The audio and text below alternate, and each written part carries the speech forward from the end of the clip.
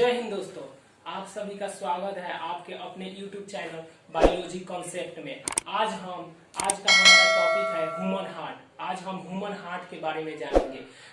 जैसे कि आप जानते हैं कि ह्यूमन हार्ट जो है वो बहुत ही इम्पोर्टेंट है किसी भी ऑर्गेनाइज्म के लिए। जितने भी ऑर्गेनाइज्म इस पृथ्वी पर हैं मैक्सिमम में हार्ट होता है। जैसे में अगर हम बात करें ह्यूमन बीइंग का, जो एनिमल्स हैं, रेप्टेलियन में भी कुछ है और फिशेस में भी, सभी में हार्ट पाए जाते हैं। हार्ट क्या है? हार्ट एक बंद मुट्ठी के आकार का एक ऑर्गन है, मस्क्यूलर ऑर्गन, जो कि हमारे ब्लड को पंप करने का काम करता है। अगर हम बात करें हार्ट को, तो हार्ट 1 मिनट के अंदर 5 से 6 लीटर ब्लड को पंप कर देता है। आज हम हार्ट के बारे में जानेंगे। तो अगर हम बात करें हार्ट का, तो हार्ट का 4 चेम्बर होता है।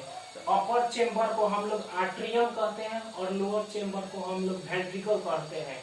और इसमें एक डिवाइडिंग वाल होता है जिसको हम सेप्टम के नाम से जानते हैं। चलिए, तो आज हम लोग अपना टॉपिक हार्ट के बारे में स्टार्ट करते हैं। तो दोस्तों, सबसे पहले हम देखते हैं, यहाँ पर एक फिगर लिया गया है जो कि मेरे द्वारा बनाया गया है इस बोर्ड पर। आप इसको ध्यान पूर्वक देखिएगा। यहाँ पर सबसे पहले हम अगर बात करें तो वेना कावा होता है, जिसको हम लोग, आप लोग कुछ भी बोल सकते हैं, सुपेरियर वेना कावा, या यहाँ पर एक इंफेरियर वेना कावा भी होता है, जहाँ से वेन के थ्रू डीऑक्सीजनेटेड ब्लड यानी कार्बन रिच ब्लड हार्ट में इंटर होता है।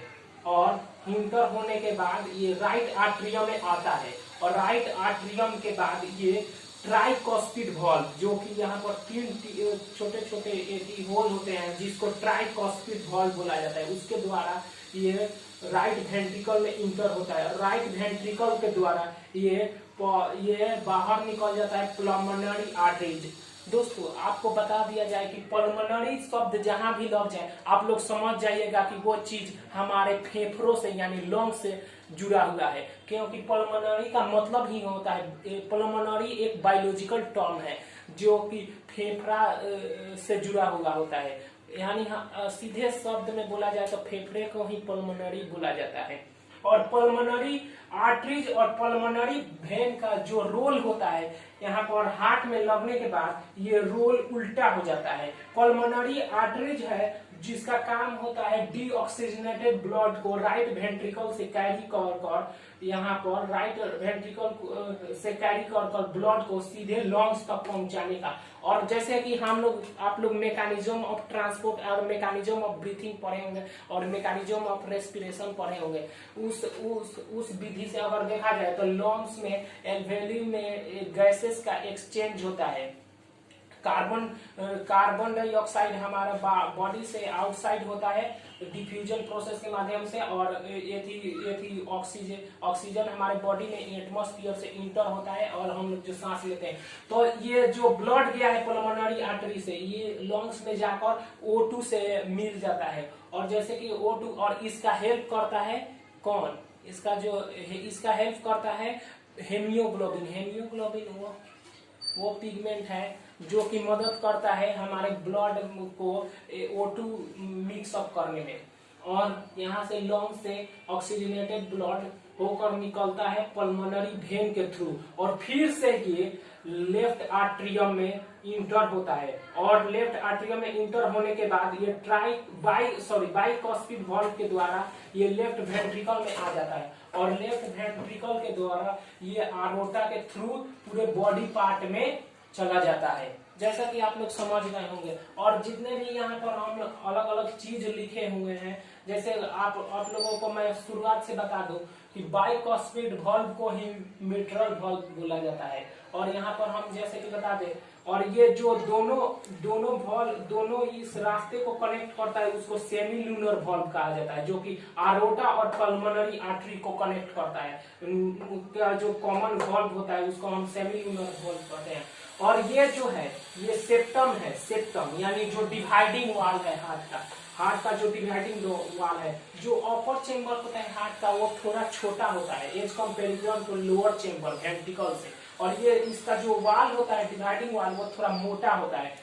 और इस वाल को अगर हम लोग बायोलॉजिकल टर्म में अगर अंदर जाकर देखें क्लास 11th के कॉन्सेप्ट से, तो इसको बोला जाता है इंट्रावेंट्रिकल सेप्टम, और इस वाल को बोला जाता है इंट्रा आर्ट्रियल सेप्टम, और इस वाल को बोला जाता है आर्ट्रियोवेंट्रिकल सेप्टम। क्योंकि यहाँ पर आप जैसे देख सकते हैं कि यहाँ पर आर्ट्रियम और वेंट्रिकल दोनों ही जुड़ा हुआ है, इसीलिए इसको आर्ट्रियल वेंट्रिकुलर सेप्टम बोला जाता है।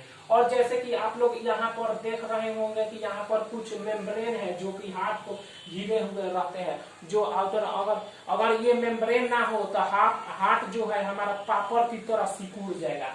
तो इसी कारण से इसमें फ्लूइड भरे हुए होते हैं, जिसको हम लोग पेरिकार्डियम फ्लूइड बोलते हैं, पेरिकार्डियम फ्लूइड। और ये जो आउटर मेम्ब्रेन है इसको हम लोग आउटर पेरिकार्डियम बोलते हैं, और जो इनर मेम्ब्रेन है उसको हम इनर पेरिकार्डियम बोलते हैं। सो दोस्तों, जैसे कि आप लोग समझ गए होंगे कि और ये जो आप लोगों को हम बता दें कि ये जो सर्कुलेशन है वो निरंतर चलते रहता है। आप लोगों को ये लग रहा होगा कि ये रुकता है नहीं, और हम लोग बता दें कि ये जो डीऑक्सीजनेटेड ब्लड है वो पूरे बॉडी से वेन के द्वारा कलेक्ट होकर आता है, और ऑक्सीजनेटेड ब्लड अरोटा के थ्रू आर्टरीज में चला जाता है, और आर्टरीज से पूरे बॉडी पार्ट्स में सप्लाई होता है। आर्टरीज ऑक्सीजनेटेड ब्लड को कैरी करता है और वेन डीऑक्सीजनेटेड ब्लड को कैरी करता है। लेकिन अगर कॉन्सेप्ट पल्मोनरी का आ जाए तो वहां पर रोल उल्टा हो जाता है। ये पल्मोनरी आर्टरीज ये ऑक्सीजनेटेड नहीं बल्कि डीऑक्सीजनेटेड ब्लड को कैरी करता है, और ये ऑक्सीजनेटेड ब्लड को कैरी करता है। और आप लोगों को जैसे कि हम बता दें कि ये तो ह्यूमन का हो गया। अगर हम बात करें एम्फीबियंस, जिसमें 3 चेम्बर का हार्ट होता है, एक्सेप्ट क्रोकोडाइल। अगर रेप्टिलिया प्रजाति में देखा जाए तो ये क्रोकोडाइल ही है जिसके पास 4 चेम्बर ऑफ हार्ट होता है। बाद बाकी जितने भी जीव हैं उनके पास 3 पेयर ऑफ हार्ट होता है। आप लोगों से हम माफी चाहेंगे क्योंकि थोड़ा ये फिगर जो था वो कॉम्प्लिकेटेड था और बनाने में काफी टाइम लग जाता है। इसी कारण से इस फिगर को हम बनाकर आप लोगों के समक्ष प्रकट किए हैं। सो दोस्तों, सबसे पहले अगर हम बात करें फिश के बारे में, फिश के पास 2 चेम्बर ऑफ हार्ट होता है, 2 चेम्बर्स ऑफ हार्ट, जिसमें आर्ट्रियम और वेंट्रिकल को डिवाइड किया जाता है। और ये जो फिश का हार्ट है इसमें आर्ट्रियम के थ्रू और CO2 carbon rich blood inter होता है, और वेंट्रिकल के थ्रू गिल्स में जाकर पूरे बॉडी पार्ट्स में चला जाता है। और आप लोगों को जैसे जानकारी होगा या हम बता देते हैं कि जो इसमें हार्ट है वही सबसे बड़ा लार्ज वेसल्स का काम करता है, क्योंकि फिश के पास कोई भी एक्स्ट्रा वेसल्स नहीं होता है। लेकिन अगर हम ह्यूमन बींग्स की बात करें तो इसके पास आर्टरीज और वेन जैसा आर्टरी और वेन जैसा 2 सबसे लार्ज वेसल्स होते हैं। इसके थ्रू ही ब्लड कलेक्ट होता है और होता है, ट्रांसपोर्ट होता है पूरे बॉडी पार्ट्स में। उसके बाद और ये जो फिश है इसके पास 2 चेम्बर ऑफ हार्ट होता है, और इसको हम लोग सिंगल सर्कुलेशन बोलते हैं, क्योंकि एक बार में हार्ट में आ रहा है बॉडी और वेंट्रिकल के थ्रू गिल्स में चला जा रहा है। उसके बाद फिर से आ रहा है डीऑक्सीजनेटेड ब्लड आर्ट्रियम में, आर्ट्रियम से वेंट्रिकल में, वेंट्रिकल से गिल्स से होते हुए पूरे बॉडी पार्ट में चला जा रहा है। अब हम आते हैं इनकम्प्लीट डबल सर्कुलेशन में। तो इसमें 3 चेम्बर ऑफ हार्ट होता है। आप लोगों को बता दें कि इसमें 3 चेम्बर ऑफ हार्ट होता है। अपर चेम्बर 2 पार्ट्स में डिवाइड होता है, और लोअर जो चेम्बर है वो सिंगल ही पार्ट्स में होता है। जो अपर चेम्बर है उसमें जैसे कि आप देख सकते हैं यहाँ पर राइट एट्रियम और लेफ्ट एट्रियम है, और यहाँ पर वेंट्रिकल ही है। तो यहाँ पर सबसे पहले carbon rich blood right atrium के थ्रू राइट वेंट्रिकल में इंटर होता है, और ये मिक्स ब्लड होता है। हम आगे बताएंगे वीडियो में मिक्स ब्लड कैसे होता है। और ये लंग्स में चला जाता है, और लंग्स के थ्रू फिन से ये ब्लड ऑक्सीजन के साथ मिक्स होकर फिन से ऑक्सीजनेटेड ब्लड लेफ्ट आर्ट्रियम में यानी बाई आर्ट्रियम में इंटर होता है, और इसके साथ इंटर होने के बाद फिर से वेंट्रिकल में आ जाता है। और यहाँ पर आप जैसे कि देख सकते हैं कि यहाँ पर डीऑक्सीजनेटेड ब्लड भी आ रहा है और ऑक्सीजनेटेड ब्लड भी आ रहा है। इस कारण से इसको हम लोग मिक्स ब्लड कह सकते हैं और मिक्स ब्लड ही पूरे बॉडी पार्ट्स में सप्लाई होता है, इसीलिए हम लोग इनकम्प्लीट डबल सर्कुलेशन कहेंगे। और मोस्टली ये होता है रेप्टेलियस एंड एम्फीबियंस, जो रेप्टाइल्स जानवर है जैसे कि छिपकली, स्नेक हो गया, छिपकली हो गया, या एलिगेटर हो गया, या ड्रैगन हो गया, या कमांडो ड्रैगन हो गया, उस सब में। और एम्फीबियंस जैसे कि फ्रॉग हो गया, उभयचर प्राणी जैसे में जो जल और एथी में स्थल पर दोनों पर रह पाए, उसी को हम लोग उभयचर प्राणी बोलते हैं, यानी एम्फीबियंस बोलते हैं। और हम लोग नेक्स्ट चलेंगे हम लोग ह्यूमन हार्ट के बारे में, जो हमारे बर्ड्स, मैमल्स यानी जो स्तनधारी प्राणी है, जो बर्ड्स है यानी एवेज है, और जो एक क्रोकोडाइल है जो कि रेप्टेलिया फैमिली से बिलोंग करता है, लेकिन ये एक्सेप्शन है जिसके पास 4 चेंबर ऑफ हार्ट होता है।